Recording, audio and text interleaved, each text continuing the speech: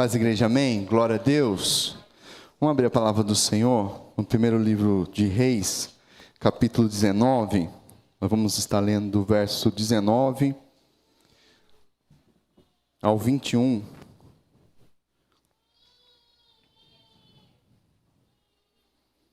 Primeiro livro de Reis, capítulo 19, do 19 ao 21.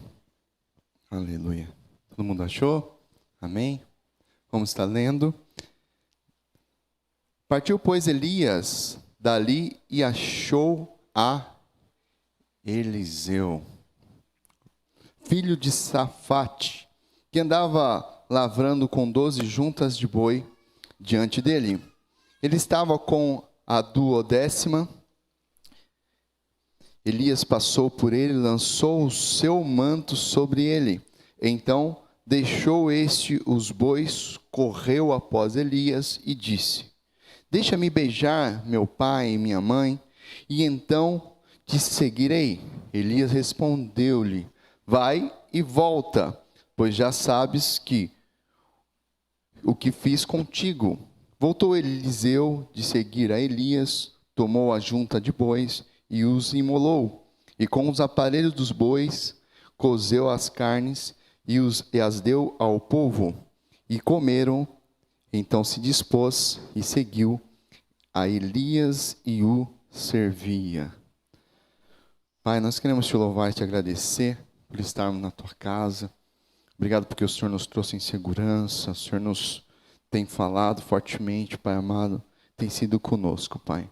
E eu tenho certeza que o Senhor irá estar conosco nesse momento da tua palavra, Senhor Deus. Que seja um momento de crescimento, um momento de comunhão com o teu Espírito, que o Senhor venha falar fortemente com cada um aqui essa noite, Pai. É no nome de Jesus que nós oramos e já agradecemos. Amém? Poder se assentar. Primeiro livro de Reis é um livro bem conhecido, é um dos capítulos, acredito que mais se ouve falar, onde se vê Elias depressivo, onde Elias já está, como que dizendo, meu ministério já deu o máximo que eu poderia dar, e Deus então ele começa a levantar um novo homem para substituir Elias. Elias é um marco na igreja, um marco na história. Porque Elias, ele é um profeta, né? Ele é um representante maior dos profetas bíblicos, né? Muitos dizem que Moisés representa a lei e Elias representa os profetas, e na transfiguração Jesus aparece, Moisés e Elias, mostrando que, né, muitos textos vão apontar para esse acontecimento da transfiguração. Moisés, as leis, e Elias, os profetas. E essa noite eu queria ministrar sobre a questão de ser escolhido, ser chamado para fazer a obra do Senhor. Nós estamos voltando aos poucos, a igreja está voltando, né, à sua normalidade, e os ministérios da igreja, há uma necessidade de pessoas se colocar à disposição para estar auxiliando e para estar cumprindo o chamado e o propósito de Deus. E quando nós olhamos o texto, nós vamos ver que para ser escolhido de Deus não é para qualquer um. Ser escolhido de Deus é algo difícil. Porque se você pegar no verso de número 18, você vai ver que quando Elias está chorando para Deus, você vai perceber que Deus ele fala algo muito impactante. Também conservei em Israel 7.000, todos os joelhos que não se dobraram a Baal, e toda a boca que não o beijou. Há uma disputa, há uma competição santa aí, meu irmão. 7.000 homens que mesmo diante da morte, falaram, não vou morrer. Eu sou profeta, eu honro a Deus. 7.000 que não se dobraram 7.000 que a boca não beijou nenhum ídolo no tempo em que todos estavam corrompidos. Você já ouviu muita pregação de 1 Reis, capítulo 19. Essa é se você dá uma lida, você vai ver que é muito falado. Eu preguei muito em 1 Reis, capítulo 19, e essa parte desse texto é a única parte que eu não ministrei ainda. De 7.000 pessoas, Deus encontra Eliseu. O que será que tinha em Eliseu que chamou a atenção de Deus e que fez escolher Eliseu dentro de mais de 7.000 pessoas? O que esse homem tinha tão especial? Porque para ser chamado por Deus, para ser usado na obra de Deus, é um privilégio. É algo que não tem preço. Você fazer algo para Deus, para aquele que criou os céus e a terra, é algo... não tem explicação, meu irmão. Você ter a honra de você poder fazer algo em que os anjos pediram, clamaram a Deus, deixa-nos pregar o evangelho, e Deus fala, não, isso será para homens. Aquilo que Satanás queria foi nos entregue, autoridade no nome de Jesus. Gente, aquilo que nós podemos fazer na obra, mesmo que às vezes simples, Jesus vai dizer que se você der um copo de água, como em nome de discípulo, de nenhuma forma o seu galardão será pequeno. Então servir a Deus é algo, sabe, que não tem como descrever. E Deus acha esse homem. E nós vamos ver as atitudes de Eliseu, é algo poderoso. Ele tem algumas características que vai fazer com que nós venhamos entender o que é ser chamado por Deus e o que é ser escolhido por Deus. Já no primeiro versículo, no verso 19, ao qual nós lemos, diz, partiu, pois, Elias dali e achou a Eliseu. Elias foi e achou quem ia substituí-lo. Achou. Será que as pessoas têm te achado? Ou você tem que meio que se escondido? Ele achou. A Bíblia diz, procurei alguém que possa se colocar na brecha a favor dessa terra e a ninguém achei. Eu estou procurando alguém. A Bíblia diz que Deus procura aqueles que o adoram em espírito e em verdade. Há um anseio no coração de Deus de achar alguém para fazer a obra, para dar continuidade à obra, alguém que seja apto para tal privilégio, e é disputado. De mais de 7 bilhões de pessoas no mundo, aprove a Deus achar eu e você para o servi-lo. E Deus está falando, eu estou procurando. E a pergunta é, será que Ele nos encontra? Será que essa noite Deus pode falar assim, eu conto com você? Eu te achei aqui na Igreja do Nazareno União, aqui no Santa Lúcia, eu achei você neste banco. Deus está passando e falando, eu estou procurando alguém que faça a obra ao qual eu designei. Há um chamado de Deus dizendo, ei, eu estou procurando alguém. E é interessante que Elias, ele vai, e a Bíblia diz, achou. Meu irmão, para começar a história de nós sermos escolhidos por Deus, primeiro Deus tem que achar a gente em algum canto, em algum lugar, em uma situação. Diz aquele ditado, a oportunidade faz o ladrão. Não é isso? As coisas espirituais são um pouco assim. Deus está procurando e não é qualquer um. Tem 7. Olha só, 7.000 pessoas. É gente. É uma plateia da igreja central. Um pouquinho a mais, é gente. Certa vez eu estava na central adorando a Deus, aqueles cultos lotados. Eu lá na galeria, eu falei, será que Deus me vê aqui nesse monte de gente? É gente para todo lado. Eu falei, Jesus, será que o Senhor está me vendo aqui essa noite? É gente, será que o Senhor sabe o que está passando na minha cabeça? Como que o Senhor me vê? Meu irmão, eu quero te dizer uma coisa. Deus está procurando alguém. E Ele vai achar alguém aqui essa noite para mudar a história e para dar um novo rumo à sua história de vida. Ele está procurando alguém. Aleluia! Nós estávamos orando junto com os jovens. Eu fiquei orando pelo pessoal do teatro, depois fiquei com o pessoal do jovem. E eu prestei atenção muito na oração dos jovens. E a base da oração deles é: Senhor, eu estou te buscando, eu estou te buscando, eu estou te buscando, eu estou te buscando. Senhor, revela-se a mim. Senhor, eu estou levantando minhas mãos, mas eu quero te dizer algo profundo da parte de Deus. É Deus que está te procurando.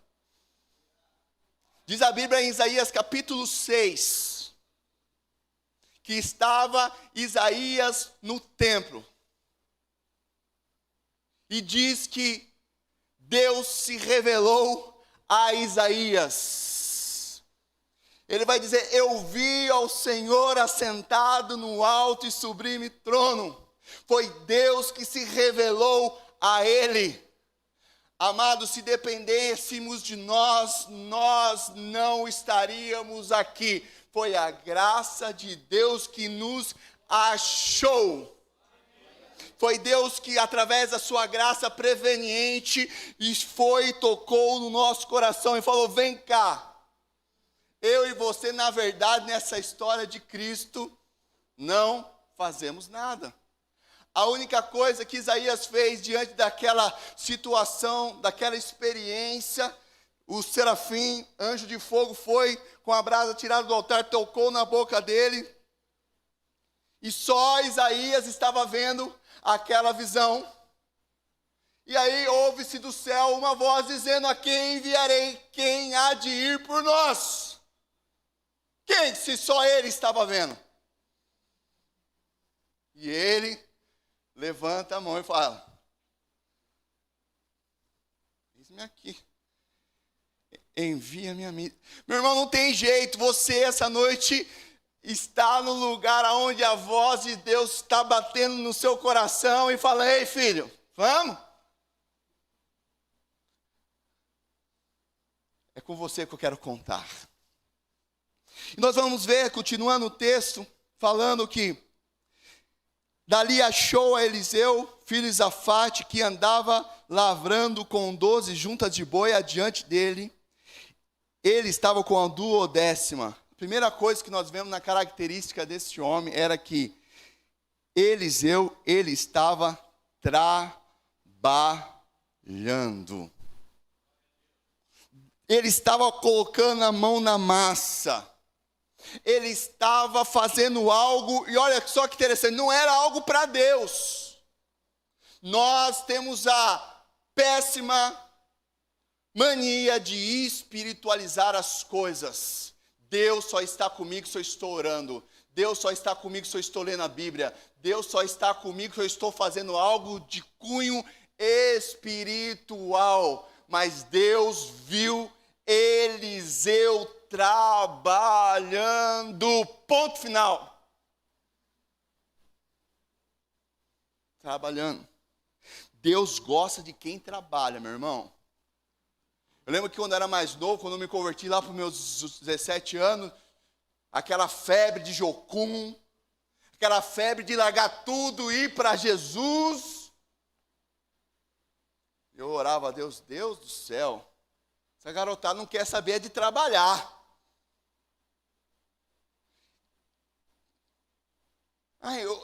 Eu senti de Deus um chamado, vou pregar o evangelho. Meu irmão, vai trabalhar. Trabalhar! Meu irmão, mas foi gente que, olha, bateu com a cabeça, se estrepou bonito. Mas bonito. Porque estava esquecendo de um princípio. Deus usa a pessoa trabalhadora. Eu já ouvi pessoas reclamar, por exemplo, de Adão. Se Adão não tivesse pecado, nós estávamos todos tranquilos, tomando água de coco, né, debaixo de uma sombra, na boa, sem vergonha do Adão que pecou. Quem te falou isso? Gênesis capítulo 2, verso 15 diz: tomou, pois, o Senhor Deus ao homem e o colocou no jardim do Éden para cultivar e guardar. Sabe o que ele falou com Adão? Adão, é o seguinte, aqui no meu reino é trabalhar. E colocou para Adão trabalhar. E no tempo de Adão, o trabalho era uma parte importante e dignificante para o homem ao qual ele criou. Eu estava vendo uns estudos, e estudo recente tem se comprovado que após a aposentadoria, depois de alguns anos, muitos têm problemas de saúde, senhores, de idade. E tem se comprovado que quando a pessoa trabalha e continua ativa, talvez diminua um pouco por causa da idade, essa pessoa ela tem mais qualidade de vida. Ah, mas pastor, quer dizer que tem que trabalhar a vida toda? Meu Deus do céu, não é? Você ter qualidade de vida quer dizer que você vai fazer uma função. Você vai desempenhar algo, porque aquilo que fica parado enferruja e quebra. É princípio de Deus. Tem muita gente pensando que quando chegar no céu, vai ficar tranquilo. Ah, pastor, quando eu chegar no céu, vou ficar numa boa. Aí acabou, né, pastor? Não! Lá no céu também vai ter que trabalhar.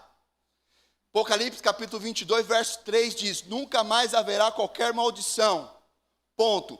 Nela estará o trono de Deus e do Cordeiro. Ele está falando, não vai ter maldição. Pressou? Pegou? Os seus servos o servirão. Rapaz, até no céu vai ter que trabalhar. Sabe o que acontece, meu irmão?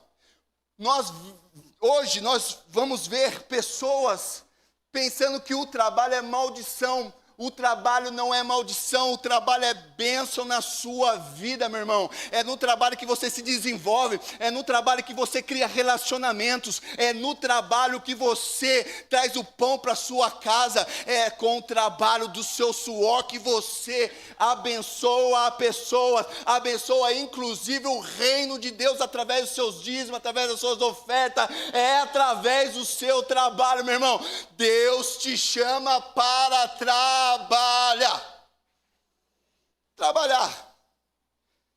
Nós devemos entender que quando Deus escolhe Eliseu, ele estava trabalhando. E outra coisa, eu acho engraçado que tem muita mãe e pai que quer ser melhor do que Deus. Porque Deus é bom? É ou não é? É bom o tempo todo? Se Deus está mandando as pessoas trabalhar, por que você não manda o seu filho trabalhar? Por que você não manda sua filha trabalhar? Aquele marmanjão debaixo das suas asas. Aquela moça que não faz nada dentro de casa, meu irmão. Se Deus colocou para trabalhar, ele tem que trabalhar também. Tem que ter função dentro de casa. Tem que lavar a louça, tem que varrer, tem que passar aspirador de pó. Tem que lavar. O filho tem que lavar o carro para o pai. Passar pretinho na roda. Tem que trabalhar, tem que ter função. Porque a função, o trabalho não é maldição, é bênção de Deus. Aleluia. Minha esposa trabalha desde os 12 anos e ela está ali, ó. Não morreu. Vivinha. Que Deus honra quem trabalha. Aleluia. Outro detalhe.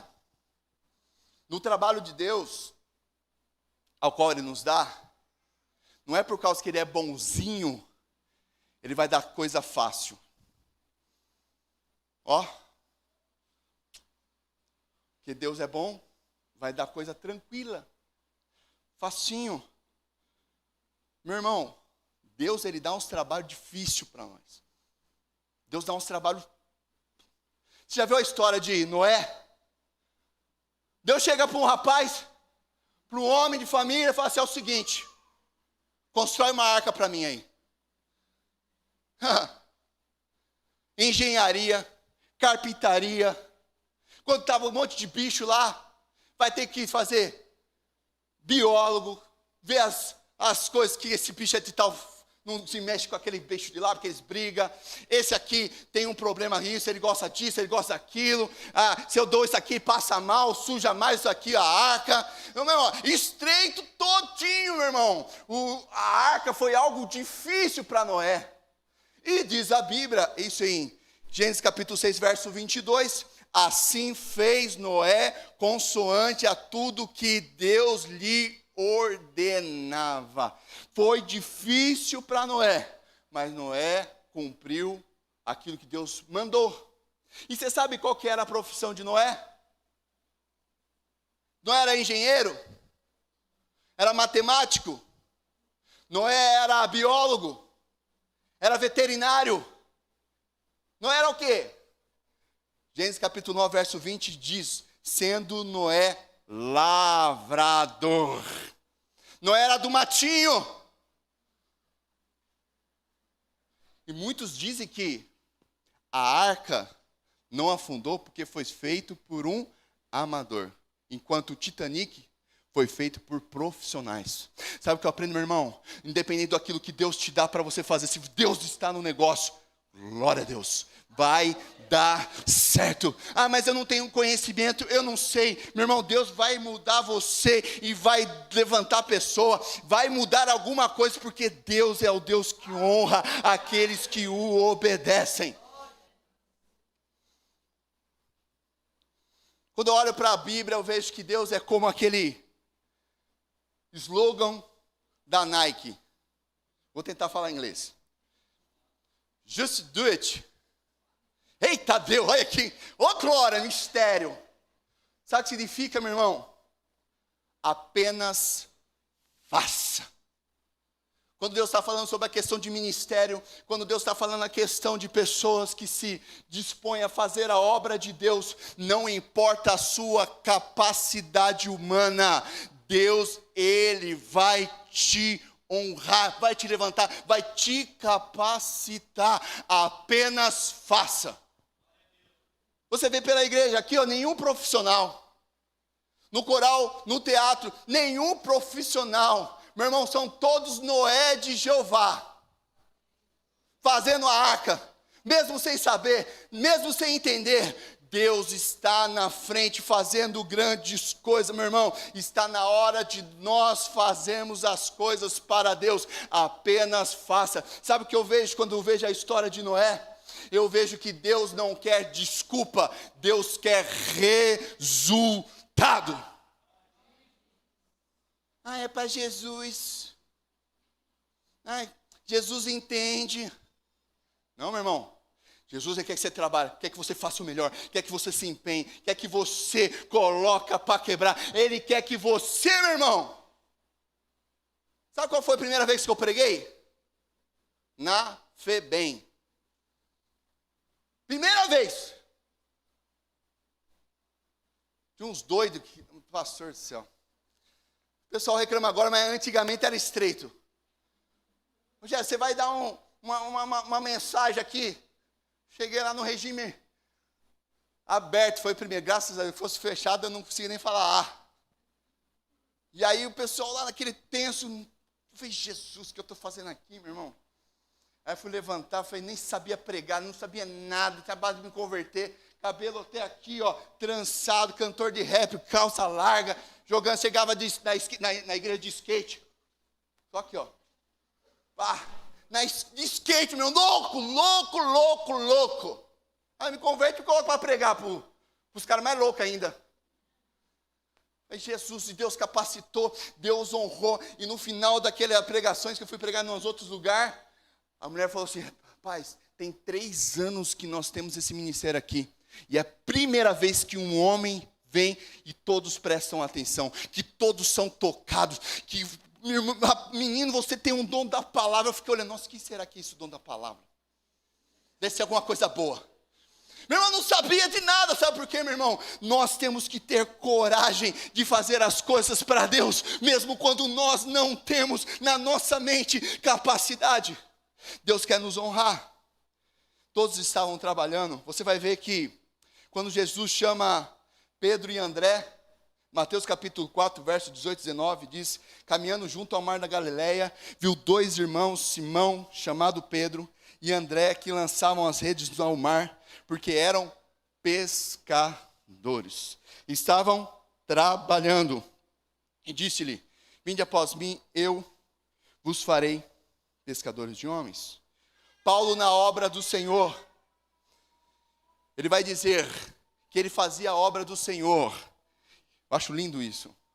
Em trabalho e fadigas. 2 Coríntios capítulo 11, verso 27.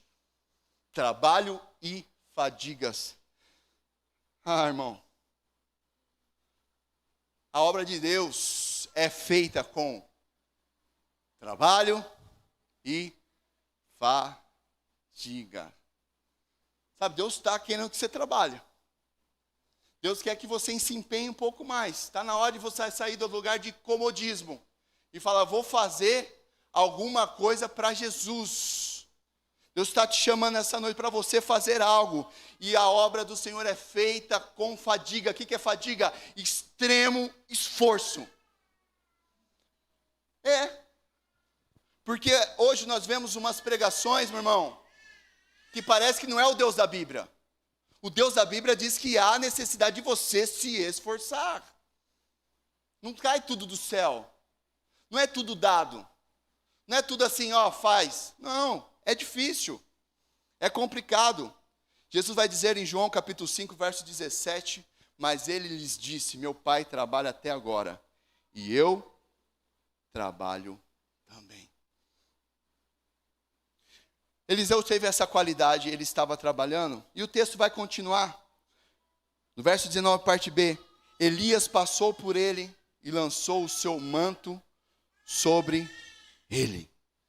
Você sabe que esse manto de Elias era um manto ao qual Elias batia no rio e o rio abria. Quando Elias foi assunto aos céus, foi transladado e levado ao céu, ele ficou com o manto de Elias. Aquele manto, ele voltou e bateu no rio Jordão. E o rio abriu, meu irmão. O manto dá autoridade. Nós temos que estar debaixo de autoridade. Então ele deixou os bois, correu após Elias. Meu irmão, as oportunidades passam. E Eliseu viu que estava passando a oportunidade dele virar um profeta no Senhor. E sabe o que ele fez? Correu. Existe oportunidade que só passa uma vez na sua vida. Porque Elias estava passando. E era a última vez que Elias ia passar. Talvez Deus está falando com alguém aqui essa noite. Aproveita a oportunidade. Aproveita uma palavra. Aproveita um momento. Deus quer usar você naquilo que Ele tem te chamado. Aproveita, corre atrás da oportunidade, do chamado ao qual Deus tem para a sua vida. Uma coisa interessante na vida de Elias é que nessa história é que não dá para ter tudo. Repita com a pessoa que está do seu lado. Não dá para ter tudo.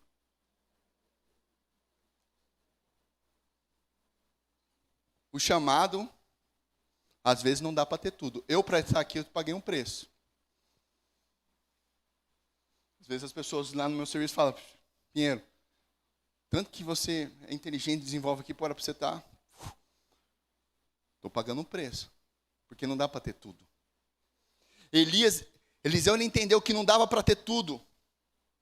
Não dava para Eliseu ser lavrador e ser profeta.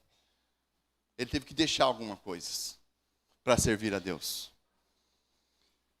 Não dava para Eliseu seguir esse caminho de profeta e continuar no colo do papai e da mamãe. Esse dia minha mãe pegou e falou: filho, vem para Peruíbe. Vem para Peruíbe, tem tudo aqui. Você não precisa passar nervoso. Vem aqui, tal. Minha irmã também, vem para cá. Meu irmão, não dá para ter tudo. Nós temos que fazer escolhas. E as escolhas são os que nos moldam para o dia de amanhã. Faça a escolha certa para aquilo que Deus te chamou.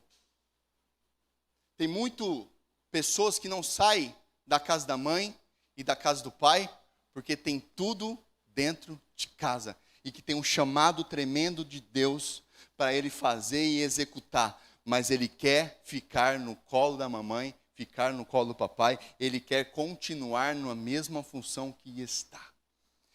Eliseu teve que tomar uma decisão. Eu estou indo para o novo de Deus e hoje eu estou deixando de ser lavrador. Hoje eu estou deixando o colo do meu pai e da minha mãe.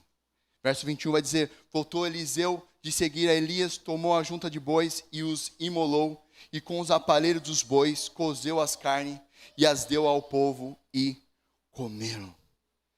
Eliseu tomou uma decisão, fez uma escolha tremenda na sua vida. E você percebe que ao tomar essa decisão, a primeira coisa que ele faz é pegar os bois e acabar com aquilo. Eu acho interessante porque quando nós vemos os discípulos, quando eles ficam longe de Jesus, qual que foi a primeira atitude deles? Voltar para pescar. Jesus teve que buscar novamente eles. Pedro, deixa de pescar porque você foi chamado para ser apóstolo. Mas Eliseu, ele foi mais inteligente que os discípulos. Quer saber de uma coisa? Vou tacar fogo em tudo isso aqui. Vou fazer um churrasco. Vou fazer um ensopado aqui para a galera toda. Vou dar um beijo na minha mãe. Beijo, mamãe. Beijo, papai. Eu vou queimar isso aqui. Porque isso aqui não tem mais poder sobre a minha vida. Está anulado o seu poder sobre mim. E eu posso seguir o plano de Deus. Ele tomou uma decisão forte. Ele tomou uma decisão importante, irmão. E ele queimou todo o seu passado. Está na hora de nós queimarmos o nosso passado, aquilo que nos prende no mundo, aquilo que nos deixa preso e não nos permite ir e servir a Deus de uma forma melhor, fazer o chamado que Deus tem para nós de uma forma mais excelente, sabe, se empenhar mais. Existem coisas que estão nos prendendo, existem bois que estão nos prendendo, existem funções que estão nos prendendo. Está na hora de nós tacarmos fogo em tudo isso e ir para frente.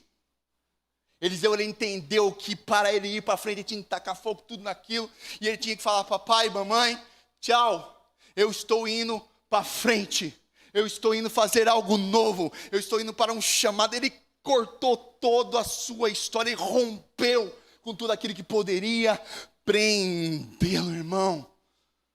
Eu estou indo para algo mais poderoso, para algo melhor, um novo empreendimento.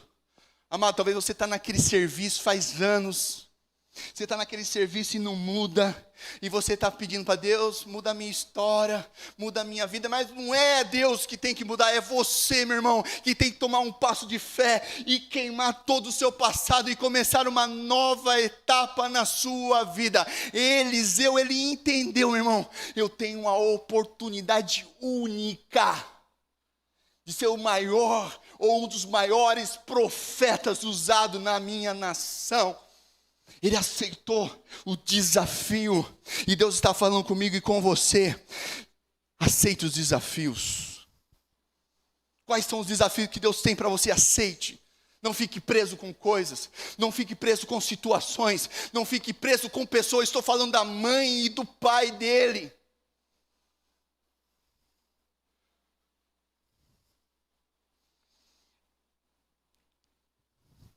Deus não chama desocupado. e muito menos frouxo e indeciso. Às vezes nessa história de vida, nós encontramos alguns jovens, adultos, com 30 anos, 30 e poucos anos, falando, 27 anos, falando, eu não sei o que eu vou fazer da minha vida. Meu irmão, está na hora de você seguir Elias e seguir o seu rumo. Eliseu teve que ter uma escolha, ele teve que ter novas atitudes, ele teve que ter uma nova postura, e ele pagou o preço, porque para mudar não é fácil, é difícil, é algo que tem que se negar. Por que você está falando isso, pastor? Teve um evangelista que nós fomos fazer no centro, não foi esse agora, foi um outro, e nós estávamos lá evangelizando, entregando sopa na época, e alguns camisa, tudo. E eu estava acompanhando os jovens, e eu estava conversando com um jovem morador de rua, em situação de rua. Eu trabalhei muito com esses moradores de rua enquanto eu estava pastoreando em Peruíbe, então eu conhecia um pouco da didática desse tipo de situação que eles estão vivendo. E quando eu encontro essas pessoas, eu não sou tão assim, amoroso, porque eu sei que eles precisam de um... Eu conversei muito com um jovem, ele explicou a situação dele, tal, e é por isso que eu estou assim, tal, aconteceu isso na minha vida, não sei o que tem, tal. Daí eu terminei que ele estava falando tudo isso, e falei, seguinte, você tem que mudar as suas atitudes e mudar a sua postura. Aí ele ficou meio... Se você não mudar, você vai continuar morando na rua.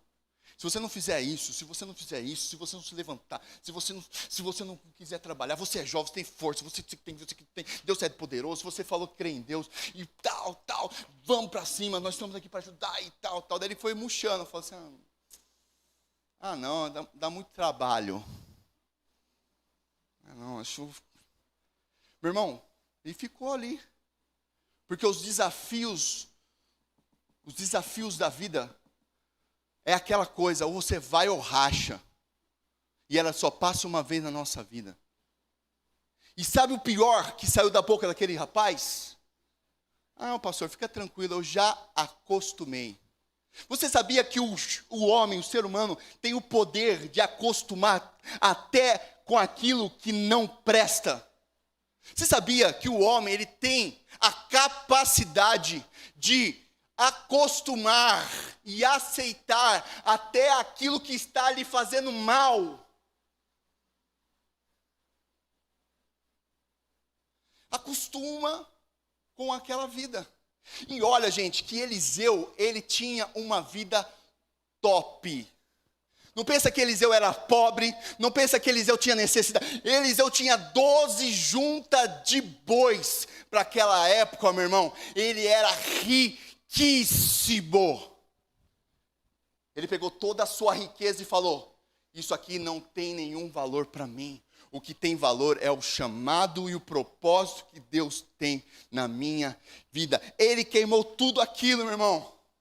Ele tomou uma decisão e falou, eu vou tomar nova atitude, eu vou tomar uma nova postura, eu não vou tremer diante dos desafios da vida. Quais são os desafios?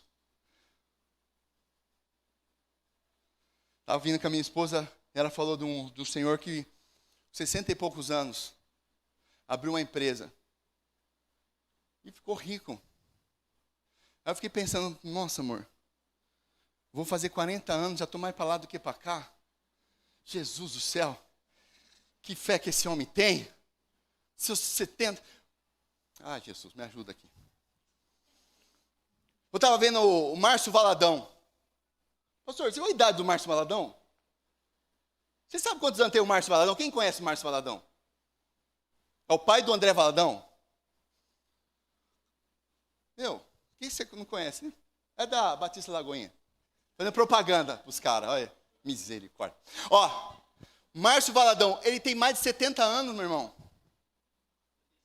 75 anos. 75 anos botando para quebrar, meu. Você me desculpe que às vezes dou uma aumentada no tom da voz, porque é vergonhoso para mim. Um homem de 75 anos dando chapéu num moleque de 39.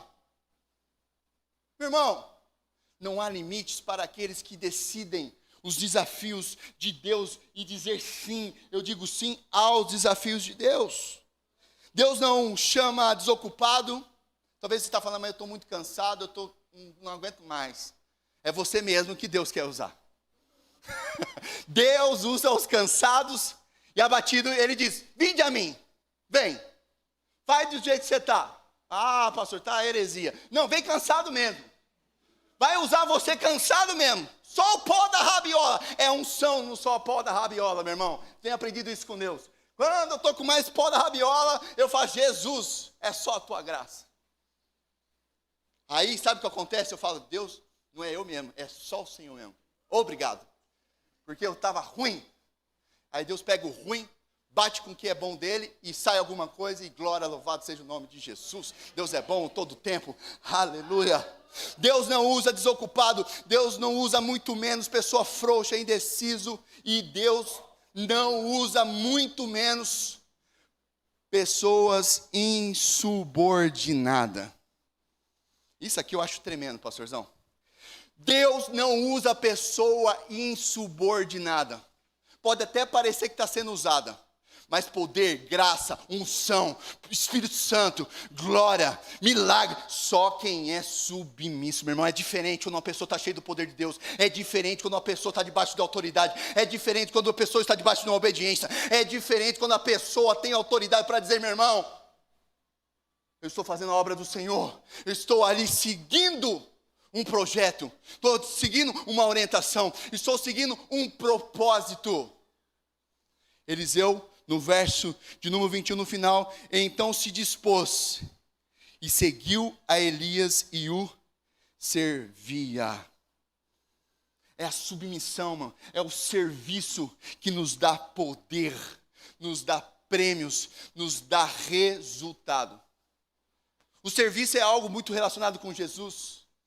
Filipenses capítulo 2, versos 5 a 8 vai dizer, tende vós o mesmo sentimento que houve também em Cristo, pois ele, subsistindo em forma de Deus, não julgou como usurpação o ser igual a Deus, antes a si mesmo se esvaziou, assumindo a forma de servo, tornando-se em semelhança de homens, e reconhecido em figura humana, a si mesmo se humilhou, tornando-se obediente até a morte e morte de cruz.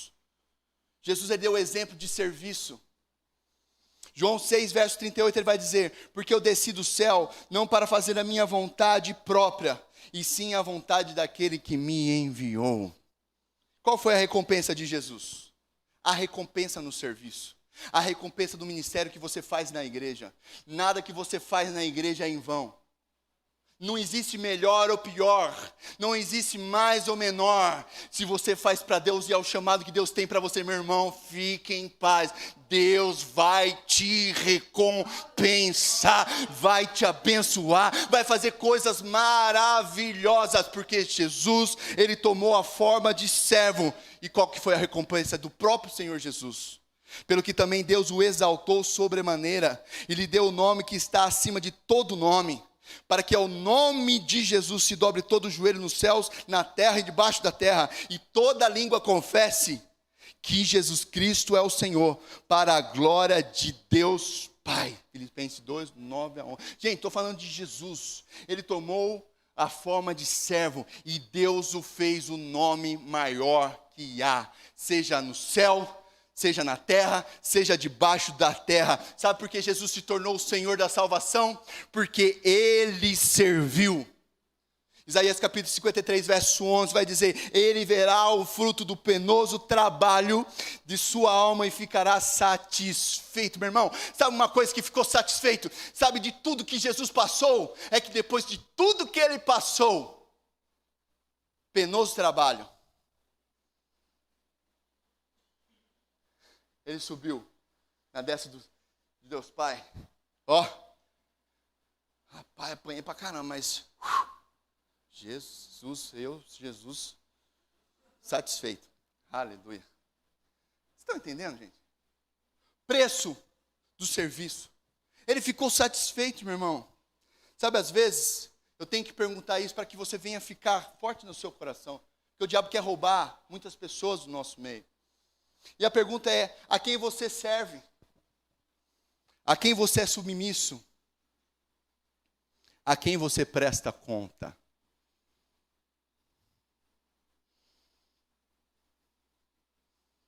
Quem que é as pessoas que você presta conta? Eu fico triste, às vezes, que eu vejo muito isso acontecendo no meio nosso. Falo no meio na igreja evangélica.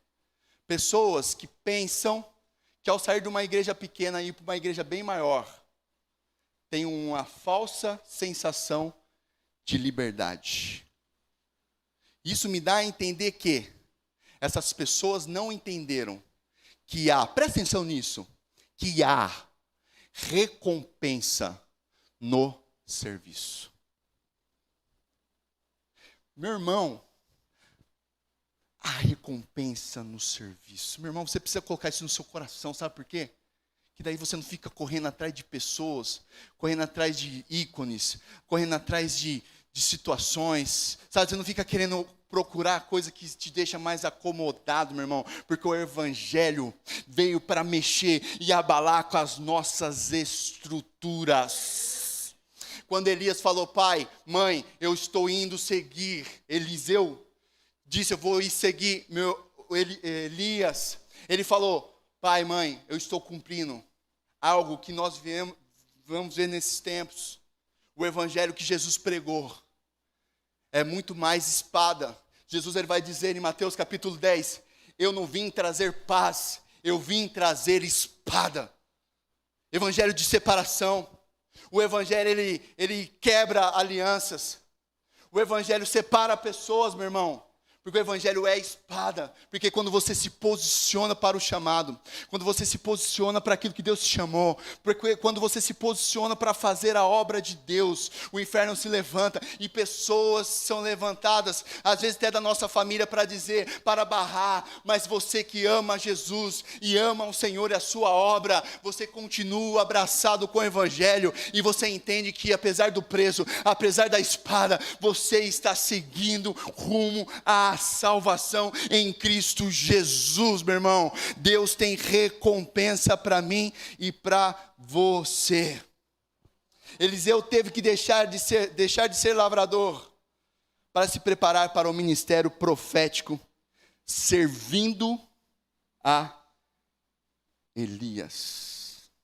Esse termo servindo, que está aqui na Bíblia, é o mesmo termo que Josué serviu a Moisés. É o mesmo termo. E o que aconteceu com Eliseu? Eliseu serviu uma pessoa. 2 Reis, capítulo 6, verso 1 e 3. Posso se colocar de pé? Vamos estar terminando. Qual que é a recompensa? Porque às vezes eu fico pensando. O que acontece quando nós servimos uma pessoa? Qual que é a recompensa que nós temos em obedecer? Gente, é fácil obedecer ou eu estou doido? É fácil seguir a visão de Deus ou eu estou ficando louco? Não é fácil, gente. Eu costumo dizer, se fosse fácil, todo mundo faria. Não, pastor? Se fosse fácil, aquilo que Deus chamou para você fazer, todo mundo faria. Mas eu quero dizer uma coisa, se você está fazendo, ou se você vai começar a fazer a partir de hoje, aquilo que você abandonou, o ministério que você abandonou, se você vai começar a fazer a partir de hoje, eu quero te dizer que Deus tem grandes recompensas para vocês. Qual que foi a recompensa? 2 Reis, capítulo 6, verso 1 e 3. Diz assim o texto, disseram os discípulos dos profetas a Eliseu, eis que o lugar em que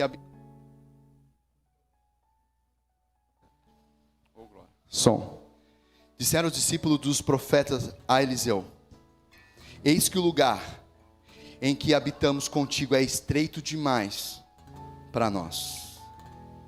Isso já é o ministério de Eliseu. Vamos, pois, até ao Jordão, tomemos de lá, cada um de nós uma viga, e construamos o lugar em que habitemos. Respondeu ele, ide. disse um: serve-te de ires com os teus servos. Ele tornou: eu irei. Olha só, estou terminando para você entender. Eliseu serviu uma pessoa. Sabe o que Deus fez no ministério dele? Levantou uma escola de profetas, que já existia.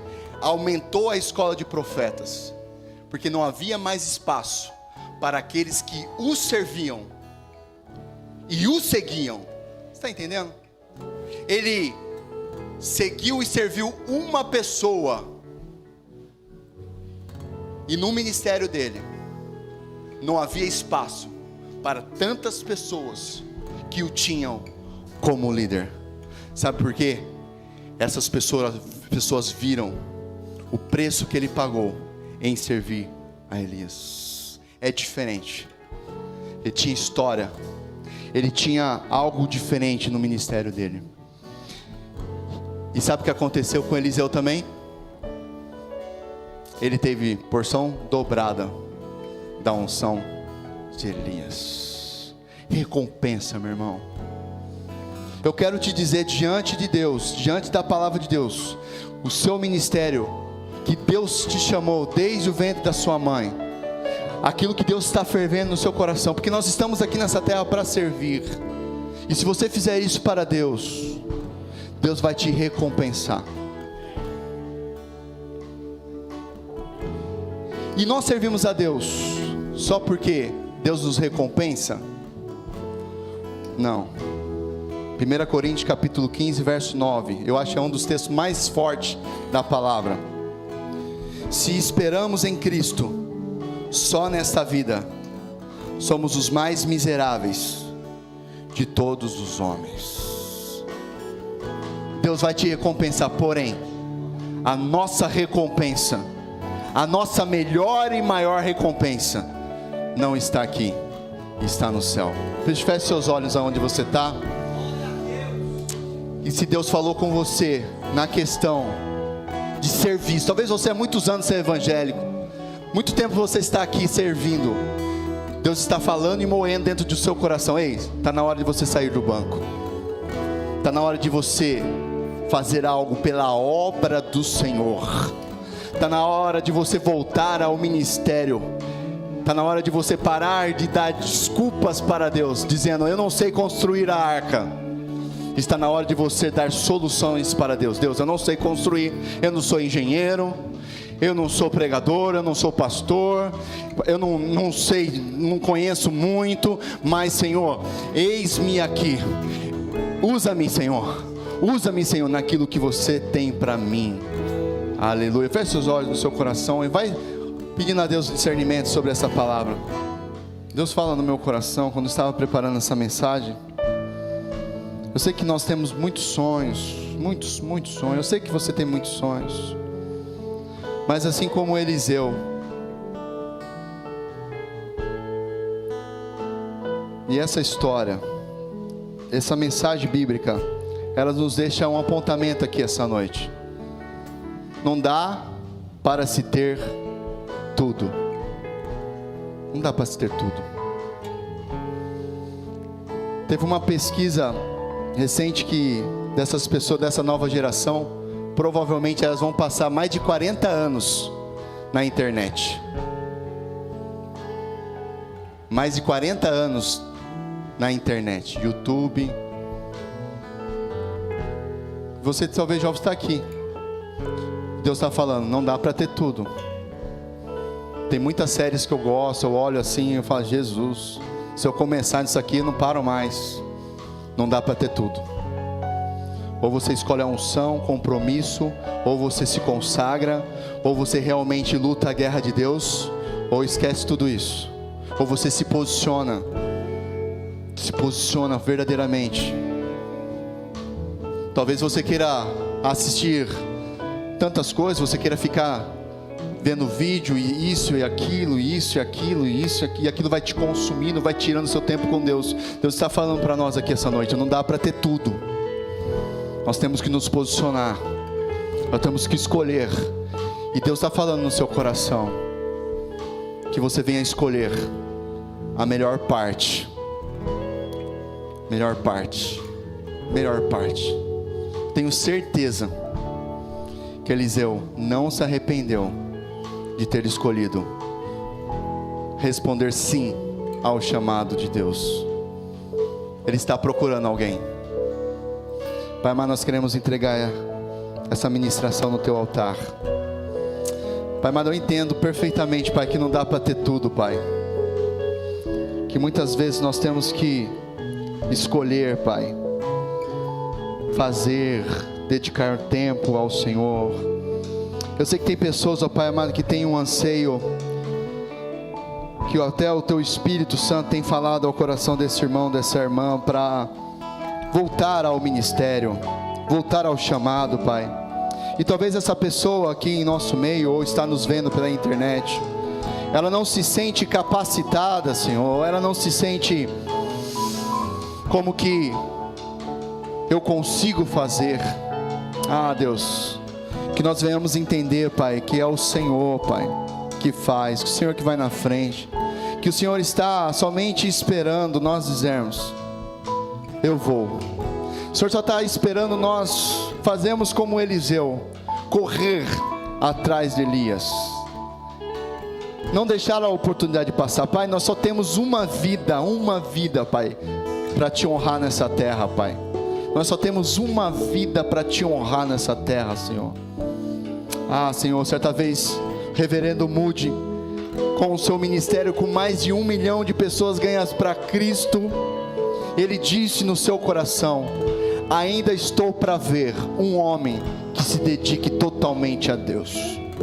Ah, Senhor, que haja em nós, ó Pai, essa disposição, Pai, de falar sim para quando o Senhor nos chamar a orar, para dizer sim quando o Senhor nos chamar para termos comunhão contigo. Pai, nós não estamos aqui, Pai, por religião, não, Pai, nós estamos aqui porque nós te amamos. Pai, mas muitos dos irmãos, eles trabalham, são corridos, e às vezes eles falam: eu não consigo porque eu sou tem tanto trabalho, tantos afazeres. Talvez a irmã, dona de casa, com filhos, correria, é tão difícil, Senhor. Mas o Senhor nos deixa nítido e claro que o Senhor escolhe a quem trabalha, a quem tem a fazer, Senhor. Aquele que levanta às vezes 4, 5 da manhã para trabalhar, é essa pessoa que Deus quer usar. Ah, Senhor, que nós não venhamos limitar o seu agir na nossa vida, que nós não venhamos dar desculpa, mas dar solução ao Senhor. Ah, Pai, que o Senhor levante esse ministério.